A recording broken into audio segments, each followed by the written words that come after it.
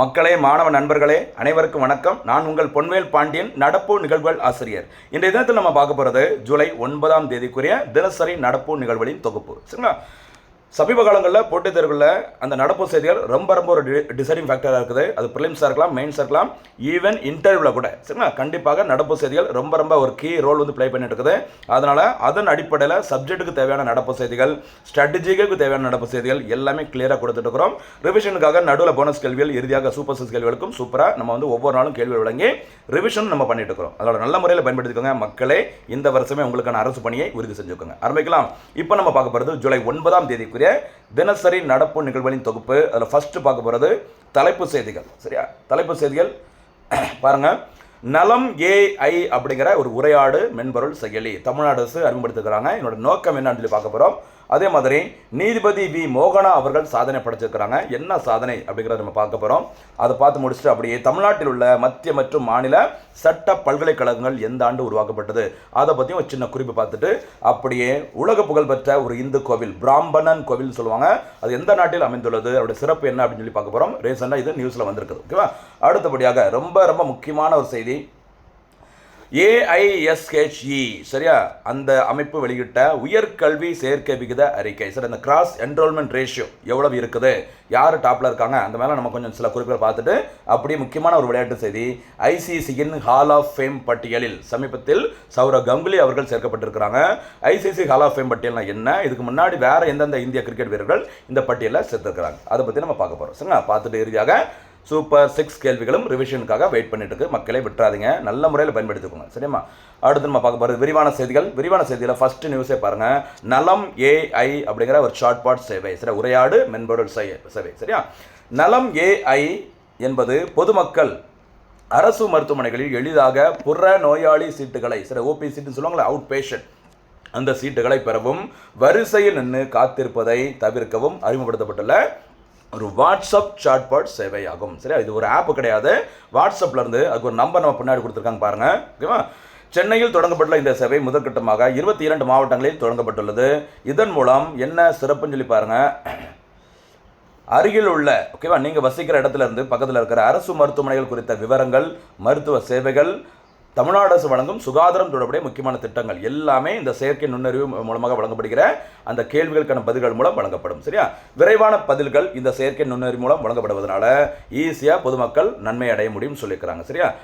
ரொம்ப முக்கியமானதான், மக்களே விட்டுறாதீங்க. இது வழக்கமான அந்த ஒரு ஆப்பை டவுன்லோட் பண்ணி இன்ஸ்டால் பண்ணி யூஸ் பண்ணுவாங்களே, அந்த மாதிரி இல்லாமல் இது பார்த்தீங்கன்னா ஜஸ்ட் என்னது, நீங்கள் அப்படியே இந்த வாட்ஸ்அப்லேருந்து ஒரு நம்பர் நீங்கள் டயல் பண்ணி அப்படி சொன்னாலே போதும், ஈஸியாக. ஓகேவா? சரி, அது எப்படி யூஸ் பண்ணலாம் அப்படிங்கிறத பாருங்கள். நலம் செயலி, நலம் AI அப்படிங்கிற இந்த சேவை, உங்கள் செல்ஃபோனில் 96192229 என்ன நம்பரு, 96192229 அப்படிங்கிற நம்பரை, சரியா, நீங்கள் அந்த நம்பருக்கு ஜஸ்ட், ஓகேவா, ஹாய் அல்லது ஒரு வணக்கம் அப்படின்னு சொல்லிட்டு வாட்ஸ்அப்பில் ஒரு மெசேஜ் நீங்கள் அனுப்புனா போதும். அதுக்கப்புறம் அதுலேருந்து உங்களுக்கு டீட்டெயில்ஸ் கேட்கும். நீங்கள் எந்த மாவட்டம், எந்த ஹாஸ்பிட்டலுக்கு போக விரும்புகிறீங்க, ஓகேவா, அப்படி சொல்லி கேட்டு டேட்டாவை நம்ம வாங்கிட்டு உங்களுக்கு தேவையான அந்த OP சீட்டை உங்களுக்கு அந்த டோக்கன் அடிப்படையில் வரிசையாக கொடுத்துருவாங்க. சரியா?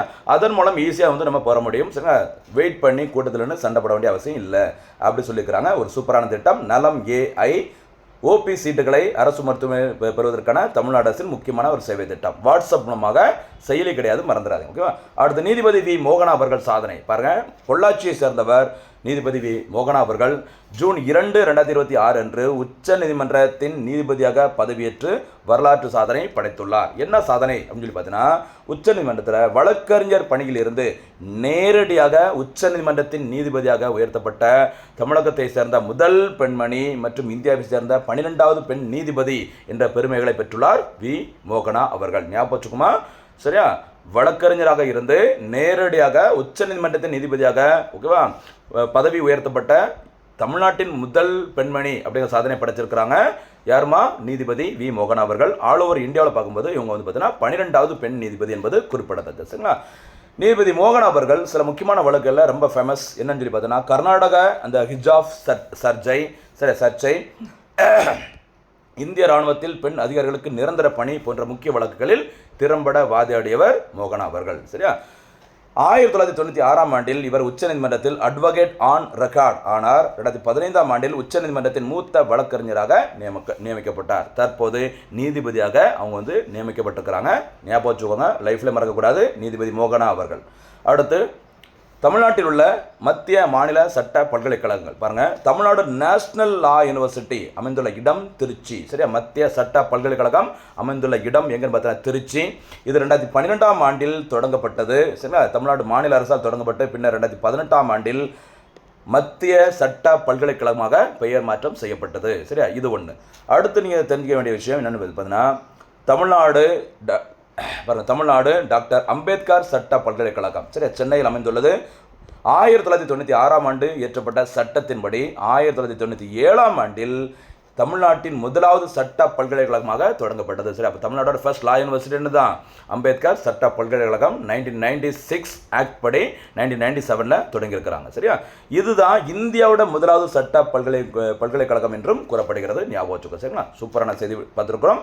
திருச்சியில் ஒன்று, சென்னையில் ஒன்று. திருச்சியில் மத்திய அரசு, ஓகேவா, சென்னையில் தமிழ்நாடு அரசு, மறந்துடாதீங்க. அடுத்தபடியாக செய்தியில் இடம்பெற்ற ஒரு முக்கியமான ஒரு கோவில் பாருங்கள். பிராம்பனன் கோவில் அல்லது லாரா ஜோங்ராங் கோவில் சொல்லுவாங்க. அமைந்துள்ள நாடு எதுன்னு பார்த்தீங்கன்னா இந்தோனேஷியா. சமீபத்தில் இந்திய பிரதமர் நரேந்திர மோடி அவர்கள் இந்தோனேஷியா நாட்டிற்கு அரசுமுறை சுற்றுப்பயணம் மேற்கொண்டிருந்தாங்க. அப்போ ஒரு கோவிலுக்கு போயிட்டு வந்தாங்க. அந்த கோவிலோட பேர் தான் பிராம்பனன் கோவில். அதோட சிறப்பு என்னன்னு சொல்லி பார்த்தீங்கன்னா, இந்த கோவில் இந்தோனேஷியாவின் ஜாவா தீவில் அமைந்துள்ளது. இது கிட்டத்தட்ட ஒரு 1000 ஆண்டுகள் பழமையான ஒரு சிவன் கோவில் ஆகும். சரியா, இது சரி. என்ன ரொம்ப சிறப்பு அப்படின்னு சொல்லி பார்த்தீங்கன்னா, யுனெஸ்கோவோட அந்த வேர்ல்டு ஹெரிட்டேஜ் சைட்டுன்னு சொல்லுவாங்கள்ல, பாரம்பரிய தளங்களில் இடம்பெற்ற ஒரு கோவில் தான் அந்த பிராம்பனன் கோவில். இந்த கோவிலை புனரமைக்கும் திட்டத்தை இந்தியாவும் இந்தோனேஷியாவும் இணைந்து தொடங்கியுள்ளது. இதனால தான் செய்தியில் வந்திருக்கு. சரியா, சூப்பராக இன்னைக்கு இருக்கிற டெக்னாலஜியெல்லாம் பயன்படுத்தி அந்த கோவிலை புனரமைப்பதற்கு இந்திய அரசு இந்தோனேஷியாவிடம் ஒரு ஒப்பந்தம் போட்டுக்கிறாங்க. அதனால தான் இது செய்தியில் இடம்பெற்றிருக்குது. தவிர யுனெஸ்கோட அந்த லிஸ்ட்டில் இது இடம்பெற்றிருக்குது. அதுவும் ஒரு குறிப்பிடத்தக்க செய்தி. சரியா, அடுத்து முக்கியமான ஒரு தரவரிசை பட்டியல் பாருங்க. ஆஷே, சரியா, ஆஷேன்னு சொல்லுவாங்க. AISKG அதனுடைய உயர்கல்வி சேர்க்கை விகித அறிக்கை. சரியா, all India survey on higher education ரிப்போர்ட்னு சொல்லுவாங்க. 2022-23 மற்றும் 2023-24 சரிங்களா, அந்த ஆண்டிற்கான அந்த உயர்கல்வி சேர்க்கை விகித அறிக்கை வெளியிட்டுருக்காங்க. AISKG report. இந்த ரிப்போர்ட் பார்த்தீங்கன்னா யார் வெளியிடுவாங்கன்னு சொல்லி பாருங்க. மத்திய கல்வி அமைச்சகம். வழக்கம்போல நிதி ஆக்ட்னு சொல்லி போட்டக்கூடாது.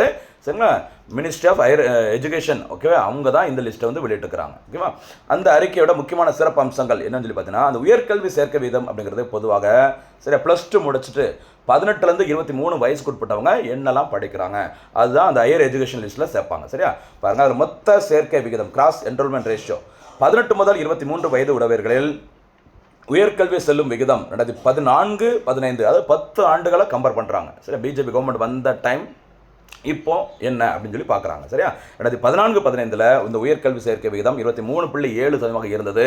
தற்போது நோட் பண்ணிக்கோங்க 30% உயர்ந்துள்ளது. சரிங்களா, எப்போ 2023-24 கல்வியாண்டில் இந்தியாவோட உயர்கல்வி சேர்க்கை விகிதம் ஓவராலாக பார்க்கும்போது 30% இன்க்ரீஸ் ஆகிருக்குது. சரியா, மாணவர் சேர்க்கை வளர்ச்சி. சரியா, பாய்ஸ் ஒட்டுமொத்த மாணவர் சேர்க்கை 2014-15 3.42 கோடியிலிருந்து 31.5% அதிகரித்து தற்போது 2023ஆம் ஆண்டில் 4.5 கோடியை எட்டியுள்ளது. அப்போ மாணவர்கள் சரியா பாய்ஸ், ஓகேவா, அவங்களுடைய உயர்கல்வி சேர்க்கை விகிதம் 31.5% இருக்குது.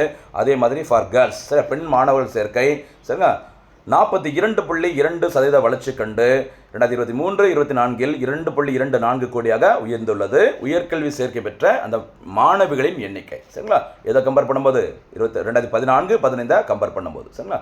அதே மாதிரி 2023-24 ஆண்டில் பெண் மாணவர்களின் மொத்த சேர்க்கை விகிதம் 31.2% உயர்ந்துள்ளது. மேலே பார்த்து 42.2ங்கிறது வளர்ச்சி, ஓகேவா. அந்த மொத்த உயர்கல்வி சேர்க்கை விகிதம் ஃபார் கேர்ள்ஸ் ஸ்டூடெண்ட் எவ்வளோன்னு பார்த்தீங்கன்னா 32.2% மறந்துடாது சரிங்களா. அதே மாதிரி பட்டியல் சாதி மாணவர்களின் சரியா ஷெட்யூல் காஸ்ட் மாணவர்களின் மொத்த சேர்க்கை விகிதம் 18.9% தற்போது 2023-24 கல்வியாண்டில் 27.8% உயர்ந்துள்ளது. +2 முடிச்சுட்டு சரியா 18-23 வயதுக்குள்ள அந்த படிக்கிறவங்க அவங்களுடைய பர்சன்டேஜ் பார்த்துட்டு இருக்கோம் சரிங்களா.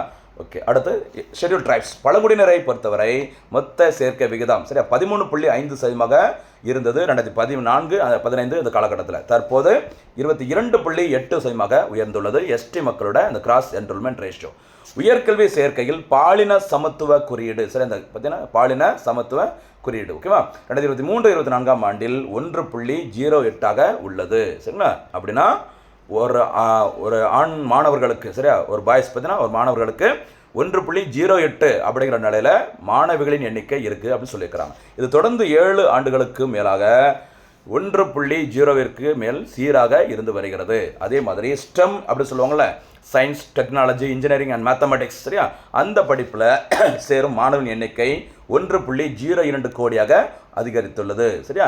இதில் பெண்களின் பங்களிப்பு 44% உயர்ந்துள்ளது என்பது குறிப்பிடத்தக்கது. சரி, ஒரு முக்கியமான பட்டியல், மக்களை விட்டுறாதீங்க. உயர்கல்வி சேர்க்கை விகிதம் 2023-24 30%. அந்த ஒன்றையாவது நல்லா ஞாபகம் வச்சுக்கோங்க. மாணவிகள் எத்தனை பேர், மாணவர்கள் எத்தனை சதவீதம், SC ST எல்லாருமே கொஞ்சம் பார்த்துக்கோங்க, ரொம்ப ரொம்ப முக்கியமான. சரிங்களா? அடுத்து முக்கியமான ஒரு விளையாட்டு செய்தி பாருங்க. ICC ஹால் ஆஃப் ஃபேம் பட்டியலில் கங்குலி, சரியா, அதாவது புகழ்பெற்ற கிரிக்கெட் வீரர்கள் ஓய்வு பெற்ற பிறகு இன்டர்நேஷனல் கிரிக்கெட் கவுன்சில், சரிங்களா, இந்த ஹால் ஆஃப் ஃபேம் அப்படிங்கிற பட்டியலில் சில வீரர்களை சேர்ப்பாங்க. சரியா? அதில் ரீசெண்டாக இந்திய கிரிக்கெட் அணியின் முன்னாள் கேப்டன் சௌரவ் கங்குலி அவர்களை இந்த ICC ஹால் ஆஃப் ஃபேம் பட்டியலில் ICC சேர்த்துக்கிறாங்க. இந்த சிறப்பை பெறும் 12வது இந்திய கிரிக்கெட் வீரர் என்ற சாதனை படைத்துள்ளார் கங்குலி அவர்கள். கங்குலி அவர்கள் இதுக்கு முன்னாடி BCCI board of cricket control of இந்தியாவோட பிரசிடென்டாகவும் இருந்து பணியாற்றியவர். தற்போது, சரியா, இன்டர்நேஷனல் கிரிக்கெட் கவுன்சிலோட தலைவராக இருப்பவர் யார் பார்த்தீங்கன்னா ஜெய்ஷா அவர்கள். ஜெய்ஷா அவர்கள் தான் இந்த அறிவிப்பை அறிவிச்சாங்க, கங்குலி அவர்களின் 54வது பிறந்த ஆண்டை முன்னிட்டு. சரிங்களா? இதுக்கு முன்னாடி இந்த பட்டியலில், சரி, மொத்தம் 12 பேர் பார்த்தோம்ல, அது முக்கியமான ஒரு 4-5 பேர் மட்டும் பார்க்கலாம். பாருங்க, பிஷன் சிங் பேடி, அடுத்து சுனில் கவாஸ்கர், 2 பேரும் 2009 ஆண்டில் ICC ஹால் ஆஃப் ஃபேம் பட்டியலில் இடம்பெற்றிருந்தாங்க. அடுத்து புகழ்பெற்ற இந்திய கிரிக்கெட் வீரர் சச்சின் டெண்டுல்கர் அவர்கள் 2019 ஆண்டிலும், சரியா, அடுத்து டயனா எடுல்ஜி 2023 ஆண்டிலும் இந்த பட்டியலில் இடம்பெற்றிருந்தாங்க. டயனா எடுல்ஜி அவர்கள் இந்த ICC ஹால் ஆஃப் ஃபேம் பட்டியலில் இடம்பெற்ற முதல் இந்திய விமென் கிரிக்கெட்டர், சரியா, கிரிக்கெட் வீராங்கனை அப்படிங்கிற சாதனை படைச்சிருந்தாங்க. நீத்து டேவிட் அவர்கள் 2024 ஆண்டிலும், சரியா, தல டோனி அவர்கள் 2025 ஆண்டிலும் இந்த பட்டியலில் சேர்த்திருந்தாங்க. இந்த நிலையில் சமீபத்தில் 12வது இந்திய கிரிக்கெட் வீரராக ICC ஹால் ஆஃப் ஃபேம் பட்டியலில் 2026 ஆண்டில் இடம்பெற்றவர் சௌரவ் கங்குலி அவர்கள். மறந்துடாதீங்க. சரியாமா? அடுத்தபடியாக இன்றைய தினத்திற்கான சூப்பர் 6 கேள்விகள். முதல் சூப்பர் 6 கேள்வி, மருத்துவமனைகளில் OP சீட் பெறுவதற்கு தமிழ்நாடு அரசினால் அறிமுகப்படுத்தப்பட்டுள்ள அந்த உரையாடல் மென்பொருள் சேவையின் பெயர் என்ன? செகண்ட் கொஸ்டின், வழக்கறிஞராக இருந்து உச்சநீதிமன்றத்தின் நீதிபதியாக நேரடியாக நியமிக்கப்பட்ட முதல் தமிழக பெண்மணி யார்? தேர்ட் கொஸ்டின், திருச்சி மத்திய சட்ட பல்கலைக்கழகம் எப்போது உருவாக்கப்பட்டது? ஃபோர்த் கொஸ்டின், AISHC சமீபத்தில் வெளியிட்ட அறிக்கையின்படி இந்தியாவின் உயர்கல்வி சேர்க்கை விகிதம் எவ்வளவு? Fifth question, ICC hall of fame பட்டியலில் சமீபத்தில் இடம்பெற்ற இந்திய கிரிக்கெட் வீரர் யார்? அடுத்து முக்கியமான ஒரு செய்தி, நேற்று கேட்க வேண்டியது, இந்த சபாங் துறைமுகம் எந்த நாட்டில் அமைந்துள்ளது? நரேந்திர மோடி அவர்கள் சமீபத்தில் ஒரு நாட்டுக்கு போயிருந்தாங்க, அந்த துறைமுகம், சரியா, கொஞ்சம் ஞாபகம் வச்சுக்கோங்க, சபாங் துறைமுகம் எந்த நாட்டில் அமைந்துள்ளது? இதற்கான பதில்களை சூப்பராக பதில் சொல்லுங்கள், தேர்வில் வெற்றி பெறுங்கள். மீண்டும் சந்திக்கலாம். நன்றி, வணக்கம்.